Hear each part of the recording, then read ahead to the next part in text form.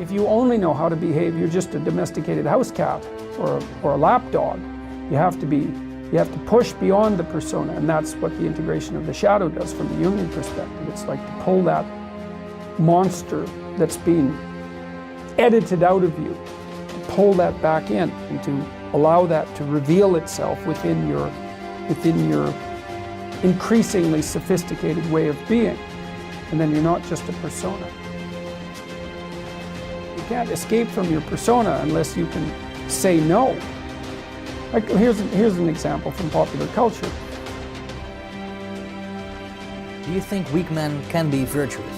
No. Because I think that when you're weak, let's say that signals that you don't have the options to sin. Right. Which is something that creates resentment, and resentment creates corruption. Mm-hmm. So in this sequence, do you think that someone without teeth or without the options to sin can be good? See, that's a real theological question, right?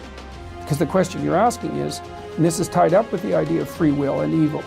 Can a person who doesn't have the option to be evil be good? And I would say no.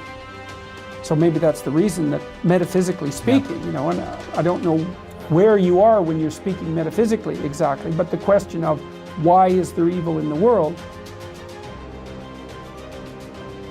is a constant question. It's like, it's possible that without the possibility of evil, there cannot be good. Good requires the possibility of evil. And maybe good is so good that the fact that it requires the possibility of evil is acceptable. Maybe it's even desirable. You know, you kind of end up on the edge of your knowledge when talking about such things. But it seems to me to be right. Yeah. And it seems to be right in a lived sense, you know, like I met Jocko Willink. He's a good example. I mean, Willink was the commander in Ramada, I think. And, you know, you can say what you want about American military involvement. It has nothing to do with that, really. Not at this level of analysis. He's a tough guy.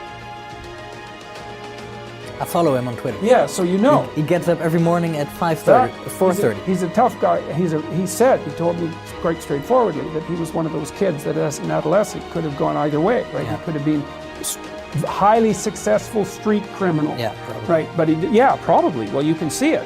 But he decided not to do that. He's psychophysiologically intimidating. He's a big guy. You can tell he knows how to use it, and you can tell he used it. Yeah. But as far as I can tell, he's a good person. And that's all of that capacity for mayhem is part of what makes him a good person. And people know that. That's why they're listening to him. And like I said, the other people I've met the men I've met who are good men, they're all like that. They're all dangerous. They're all dangerous. Yeah. Have they all been not good men before? Or is that not part of becoming a good man? I would say they've certainly all done things. The guy who isn't the beast. She's interested in the guy who's the beast. And that's exactly right. But she's interested in the guy who's the beast that can be civilized and disciplined, right? And who can use that in the service, well, let's say, of a family. One of the most amazing things that I discovered this year, or stumbled upon, was I was puzzling over a line in the New Testament, which I've always been curious about because it never set right with me. The meek shall inherit the earth. And I found out that the word meek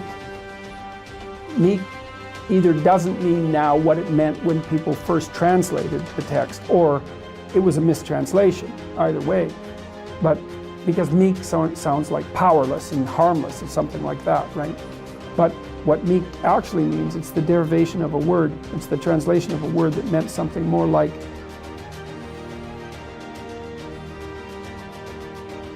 those who have swords and know how to use them but keep them sheathed.